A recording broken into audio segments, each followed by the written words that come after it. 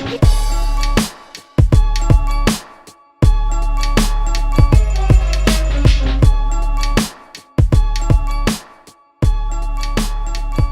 to the Resolution Room.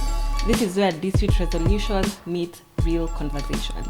And I'm your host for the day. My name is Grace Moriti. Our guest for today is David Onsare, and I'll be reading his bio just for you to know more about him.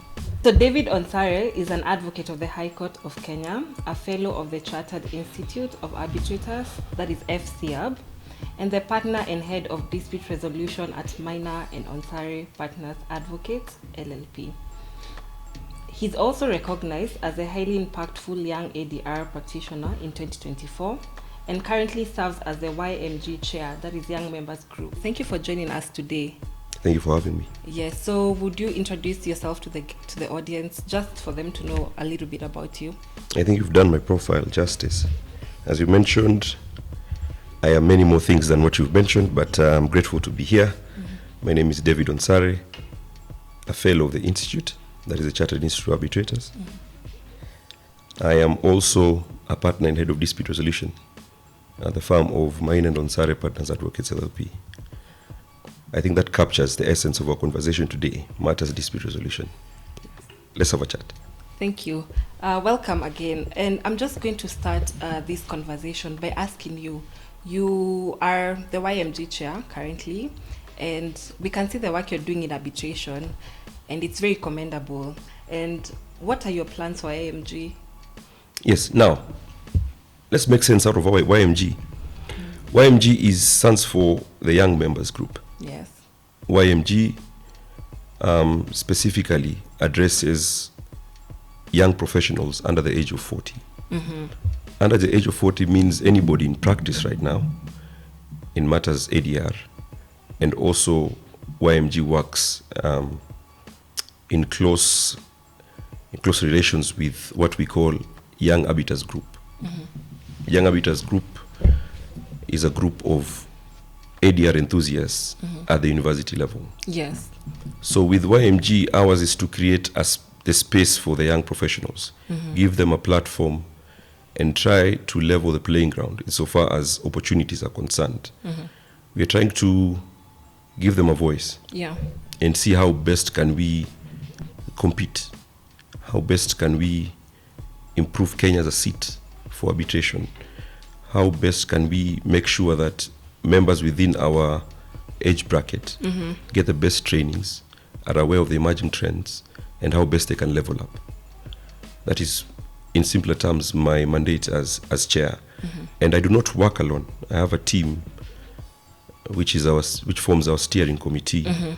It's a team of very highly gifted 7 individuals from diverse areas. Mm-hmm. We try and give YMG that professional outlook. Mm-hmm. You know, we are used to having arbitration as an exclusive club of trained lawyers. You know, yes. Dispute resolution is not about the law. Yeah, it has, yes, a technical background, but ADR, well, specifically arbitration, is all about all the professionals there. Mm-hmm. It's all about specialization, where you bring a dispute before somebody who understands the nature of a dispute. Mm-hmm.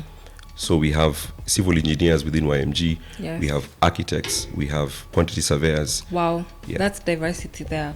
And thank you for that, for bringing that up. And in experience, even in your personal journey, could you let the audience know any challenges that you have seen, or any loophole that you have seen in this arbitration world, and how you are able to mend that?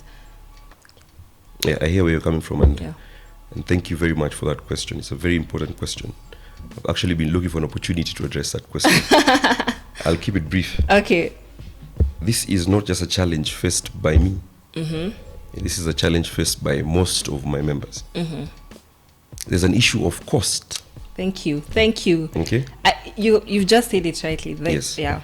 The issue of cost. Yeah. Cost insofar as training is concerned. Yes. And cost insofar as the process is concerned. Mm-hmm. That is cost. Mm-hmm. Number 2 is mentorship. Mm-hmm. You have been trained. How do you make the next step to now getting matters and becoming an ADR practitioner insofar as serving as a mediator or serving as an arbitrator is concerned? But let's first address the issue of cost. Okay? Now, cost insofar as training is concerned is a thorny issue. Yes. It's really sensitive. Yes. Because a lot of members in whatever forum, we had the privilege of conducting a survey immediately we took over office as YMG. The survey was intended for us to understand our constituency, okay? To understand what they expect of us, and also to understand what we need to deliver. Remember, you serve at the discretion and mercy of your members. Almost 65 to 70% of our members had an issue with the cost involved in the training so far as arbitration is concerned. Yeah, that's high. That's a high number. Yeah. That is 7 out of 10. Yes. Okay.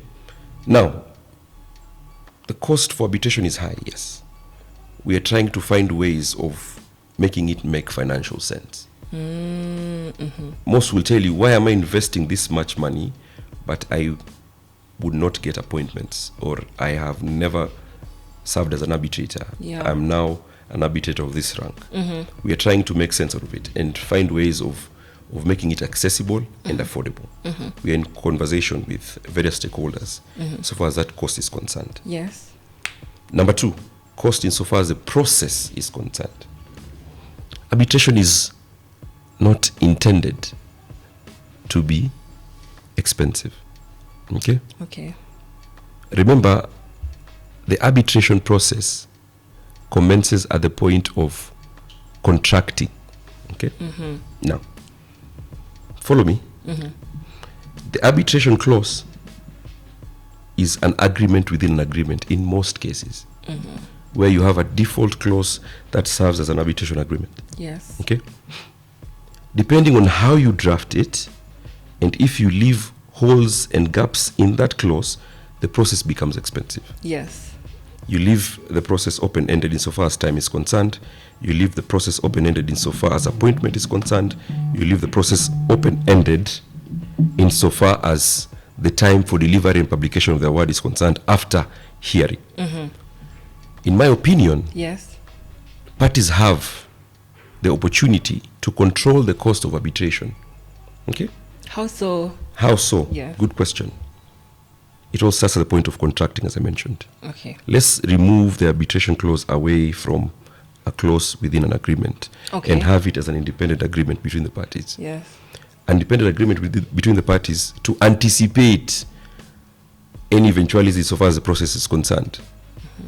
One thing I was taught early on in my career is that people do not contract for the good times. You enter into a contract for the bad times. Okay? Yes. So at the point of contracting, you are anticipating a dispute arising. So how will you sort that dispute to make the process affordable? Okay. Now, if you get that right, you already have started getting the process right. That is just one of the mechanisms parties can use to regulate the cost of arbitration. Yes. So there's a loophole even in the policy and the law that is there, and it needs to be independent. Is that what you are saying? I'm saying that we shouldn't be too quick to castigate the process. Let's look at arbitration as a user-friendly process. Yes. Remember, it's party-centered. So if it is party-centered, the parties have an opportunity to cap costs. Costs insofar as what the arbitrator can charge, because most often than not, an arbitrator will charge by the hour. Yes. But remember, there are other means of capping costs of arbitration. There's what we call an ad valorem basis of capping, where you have, the institute has that, where the claim is between X to Y, you can only charge this amount of money. That is more predictable than leaving it open, where the arbitrator can charge, X thousand shillings per hour. Yes. That becomes difficult. So how do you challenge him when he says that he has spent 15 hours writing emails or researching? Where do you start? Wow. That concludes the issue of costs. Now, mentorship is again another issue where mentorship goes beyond pupillage, just general pupillage, just shadowing an arbitrator. Yes. We need to have it structured, okay, with expectations both on the side of the institute who offers the training and on the side of the mentee who is supposed to learn. Okay? The expectation is that we are not expecting you to learn. You've already done the theory part of the process with the institute, okay, or whoever trained you. It's a bridge, connecting between you leaving your theoretical training to you joining the profession. So this mentorship needs to be structured in such a way that you're getting your foot into the arena of arbitration as a practice. Without that structure and leaving it open-ended and vague, now we are left with a situation where most of the arbitrators, qualified arbitrators, don't know how to handle themselves, have not networked enough. Now that is where YMG comes in.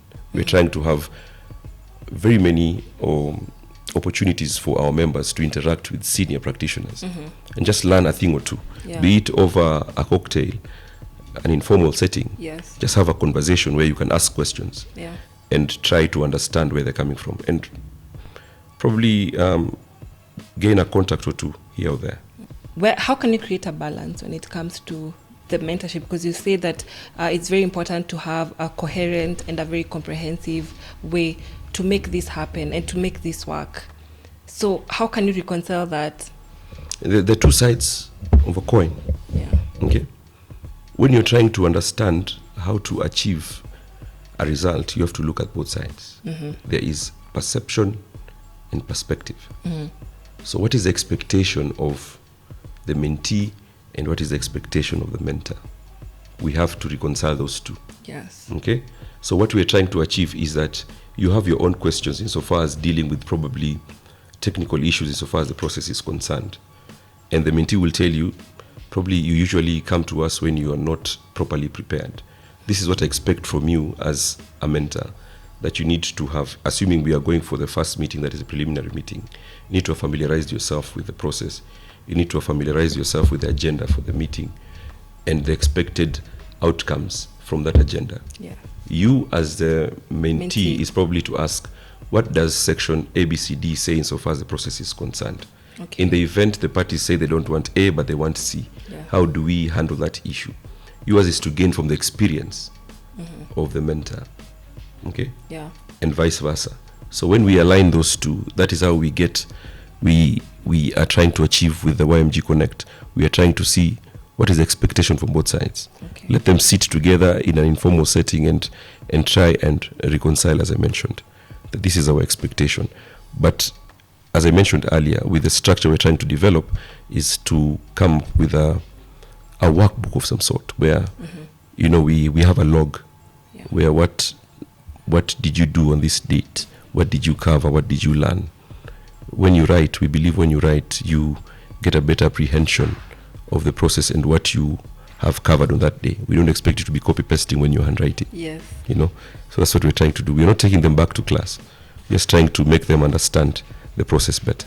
And it's interesting, I don't know whether it's too early to preempt, but you just talked about the writing, and I have the privilege of just seeing the different plans and the concept. We have something about the journals, writing the journals, and why YMG is actually doing a good thing whereby they want to implement something like a magazine where it's more, it targets the younger audience. So what's the importance of this? Now, there is a need for practical content, okay? Practical content. We have a very esteemed publication platform by the Institute. It's a peer-reviewed journal, which is theoretical, okay? We are trying now to have something that is easy to consume, practice-oriented. Very practical, okay? And mobile-friendly and digital. Nobody does paper these days. Okay, we are trying to go paperless. Green is not just a buzzword. We are trying to actually do it in real life. So to fulfill this need by our membership, we have started conceptualizing, of course, under the guidance of the Institute and able leadership of our chair, Professor Mutuma, to come up with a mobile-friendly, easy-to-consume publication, an e-magazine of some sort, where you have very, very short and brief articles, 800 words, that you can read on the go, be it when you're commuting to and from work, when you're on your lunch break, your tea break, you can read an article or two. have it a bit more frequent so that people can understand the nuances of arbitration practice and something to think through, Yeah.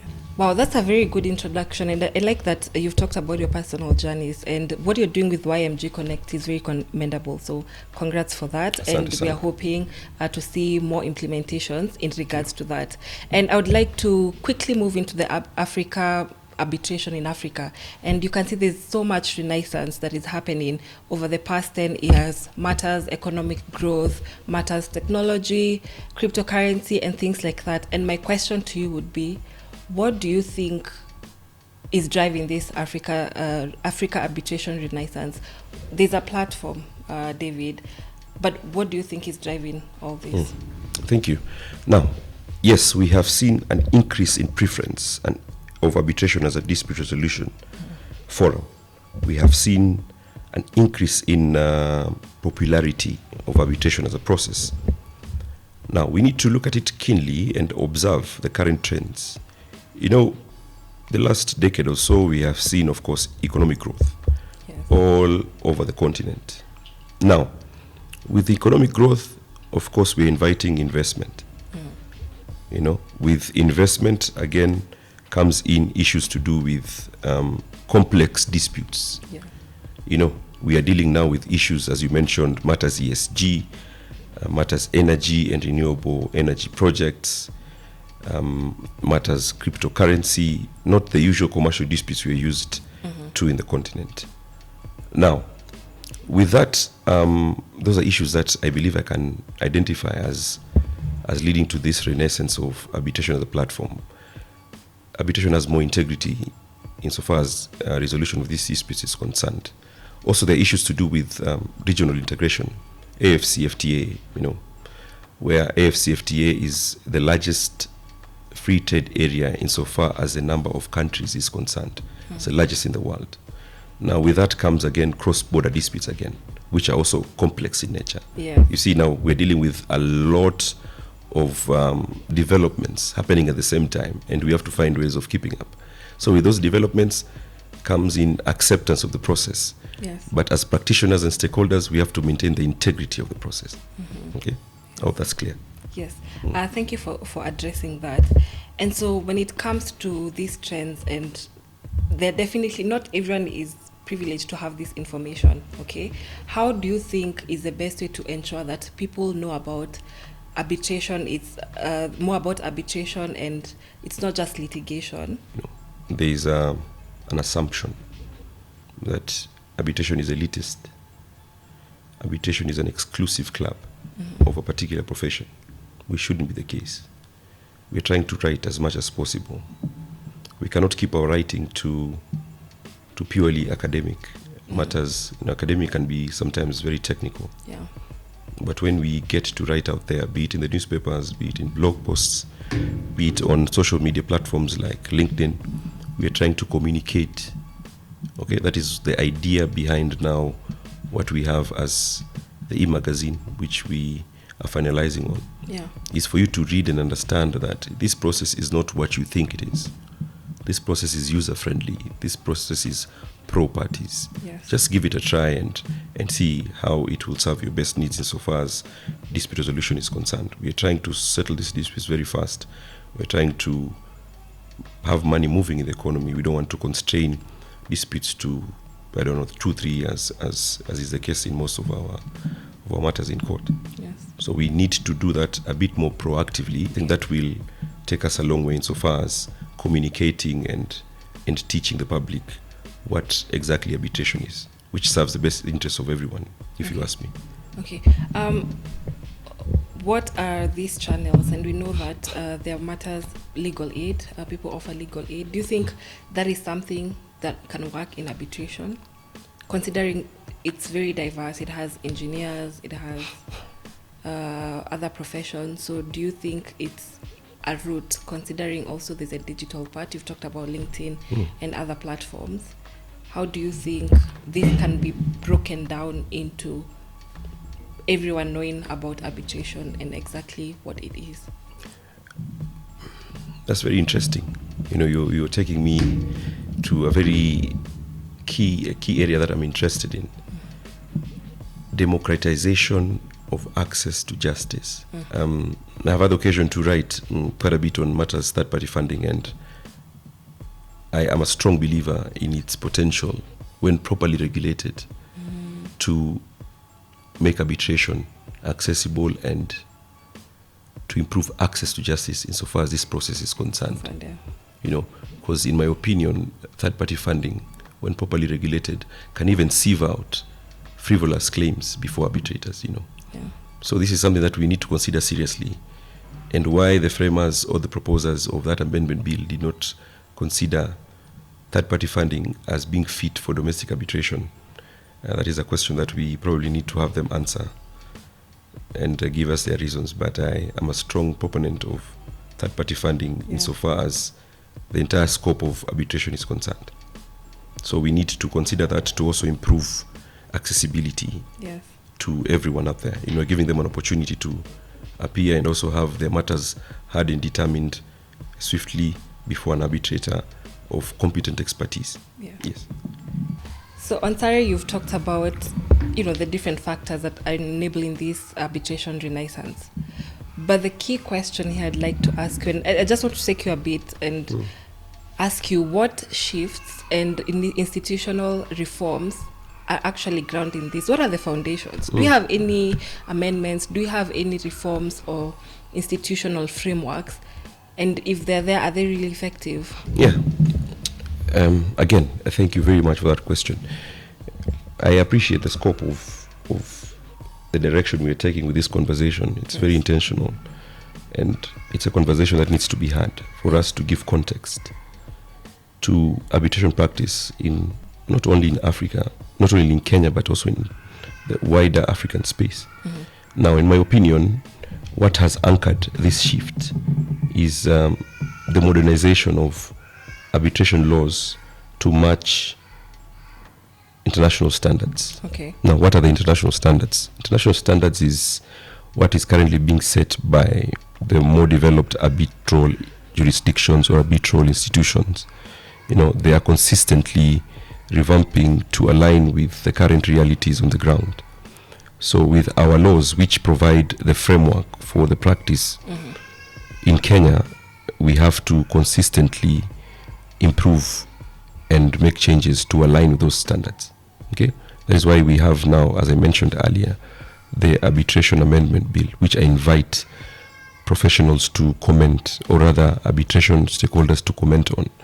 Everyone has an interest in arbitration, so this will help us improve again the arbitral space in Kenya. So yes, there is the constant modernization has enabled the shift. There is also the capacity building. Yes, by these institutions.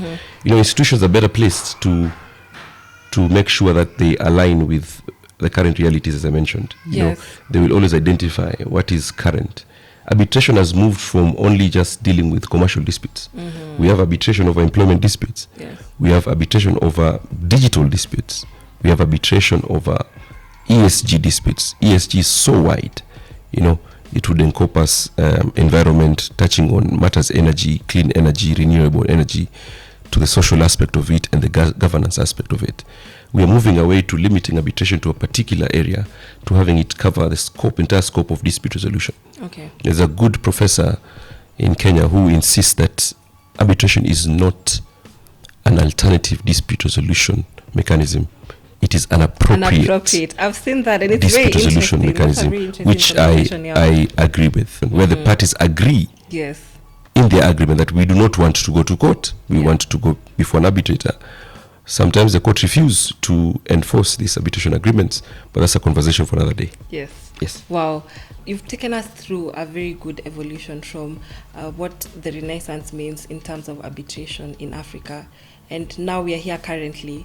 And you, as the YMG chair, what role do you think young professionals play when it comes to the future of ADR and specifically arbitration? In Africa? In Africa, yes. There's a lot that the young professional has to offer insofar as arbitration is concerned in Africa, and we're talking about the future. You know, they say the youth are the future, and that is not wrong. It is not far from the truth. With the youth comes fresh perspective, okay, fresh ideas. How can we do different things differently? How can we achieve efficiency? How can we achieve expediency? And with that fresh perspective and efficiency and expediency, we link it now with appreciation of technology. Yes. I'm not saying that the older generation does not appreciate technology. I'm saying that the young professional is more familiar, more receptive to technological advancements. Now, technological advancements being adopted into arbitration, and I know we were forced to appreciate and accept that we need to use technology when we were faced with the COVID-19 pandemic. Yes. Now with these technological advancements, we have managed again to reduce the costs of arbitration as a process, reduce the logistical challenges we were facing with the process. Now we can conduct arbitrations virtually. Yes. That's a story for another day again. But another role that the young professional can play is we are trying so hard as YMG. We have reached out to partner with the various YMG groups or steering committees from the different countries in Africa. Yes. We are trying to do things together, initiatives together, put our heads together and see how best we can improve the challenges we are facing. So there is that, again, Pan-African networking we are Yes. trying to achieve. We have to make sure that everyone gets a seat on the table. Yes. And Africa is not male. We have to appreciate that we have both genders. Yes. And the more we bring people to the table, the more we appreciate different perspectives. Remember what I mentioned about perception and perspective? That's what we're trying to do here. And we are getting it through inclusion and diversity.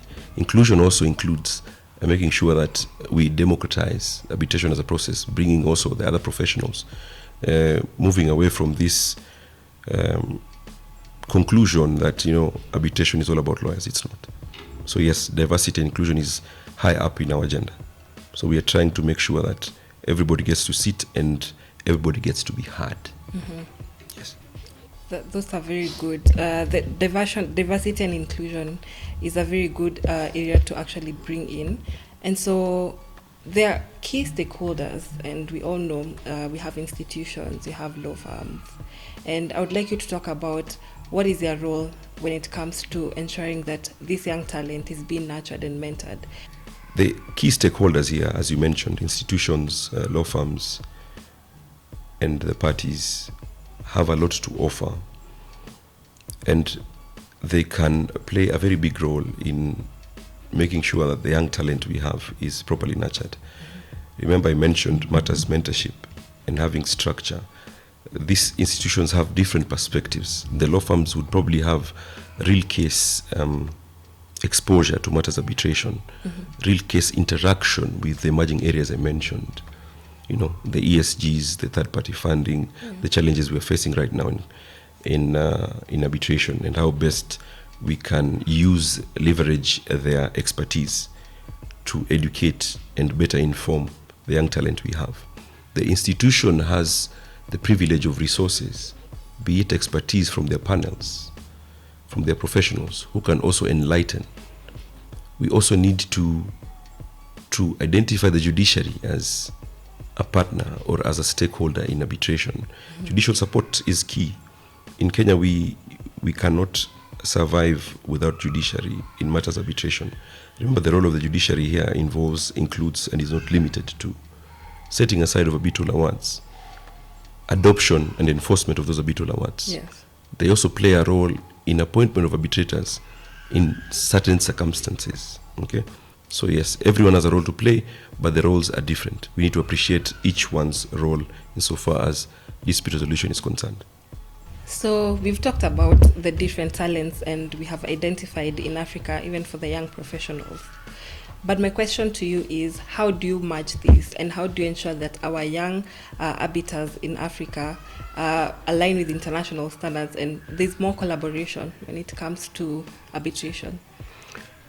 Now, we need to build credibility without losing our African identity. Wow. But how do you do that? How do we build credibility? How do you build credibility? Yeah. Now, I remember I've mentioned democratizing knowledge and information sharing.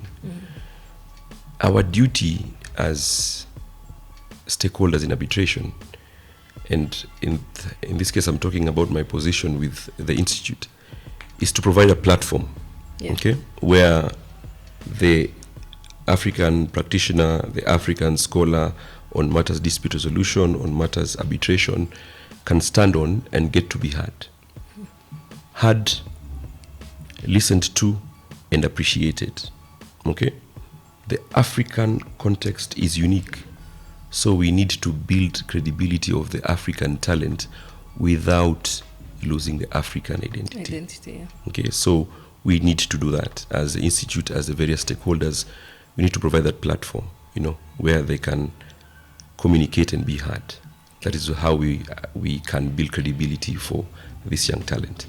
Okay, and one aspect I definitely know is when it comes to training, and what importance is of that in ensuring that our young arbiters and our young talents are actually being recognized internationally and they're able to collaborate. Yeah, we need to align, again, our training with global best practices. And we can maintain our African identity through learning, but not losing the unique African context. Okay? So we can continue learning. That is why we are consistently modernizing our laws. So we need to make sure that we are consistently aligning. Alignment can be through modernization of our laws, by learning the best practices currently, can also include making sure that the young professional has access to training insofar as emerging areas are concerned. All while we are learning again. I've taken you back to this African context thing. We shouldn't lose sight of the African context. We can learn, but without blindly copying. The culture of copy pasting. Some of these practices we can pick from these other jurisdictions might not be fit for what we have in Africa currently. So let's learn, let's copy, but let's not copy blindly. Okay? Let's make sure that it aligns with our unique context. So you have mentioned a lot about balancing these young talents that we have and being able to put them at the forefront when it comes to the global platform. And so I would like to ask you, what is your vision in ensuring that this happens? What is your vision and goals in this regard? Now, my vision for African leadership, insofar as global arbitration practice is concerned, all while we align our laws, the framework of arbitration practice, making sure that our professionals are appreciated, providing a platform and giving them access to an audience that can appreciate their works, academic works. We need to make sure that Africa takes leadership, that it is appreciated due to our unique context. We can't keep on picking what they have and bringing it here, but we have to make sure that when you're practicing in Kenya, you understand the unique context in Kenya. What works here, what does not work here. And how we achieve that, again, is by doing what I mentioned, that we are constantly churning out arbitrators who are competent enough to address the emerging areas. We have scholars who are appreciated and can address our issues. Why should key disputes around Africa be settled or determined or handled by an arbitrator or a tribunal of arbitrators who do not appreciate the African context? Who is better placed to appreciate and make a determination in an arbitration dispute that is based in Africa than the African himself? The Africans themselves, yes. So we can take leadership. As I mentioned, we can learn without copying blindly. So when we have practitioners who understand, they should be at the forefront to deal with these issues. But visions are nothing without a plan on execution. Hopefully we get an opportunity to put the African practitioner at the forefront insofar as disputes of this nature are concerned. But these disputes are not limited to only African disputes. We should be able to compete with other arbitrators from other jurisdictions insofar as international arbitrations are concerned. The African scholar is not given an opportunity, the African arbitrator is not given an opportunity to be out there. That is where the democratization is coming from. And that is a key pillar in in our intentions as YMG, and I believe as the institute as a whole. So you had alluded to technology and AI earlier, and I want to take you back a little bit and ask you, what role do you think technology helps in this arbitration world? Now, with as I mentioned, with the onset of with the advent of the COVID-19 pandemic, we were forced to adapt to virtual hearings. Yeah. And this was done both in arbitration and also in courtroom litigation. With virtual hearings or virtual conduct of arbitral proceedings, we save on cost, we save on time. That is goes a long way in also controlling the cost of arbitration. You don't have to pay for a lot of things. You can just conduct arbitration from the comfort of your office, the comfort of your desk, the comfort of your home. That is one way.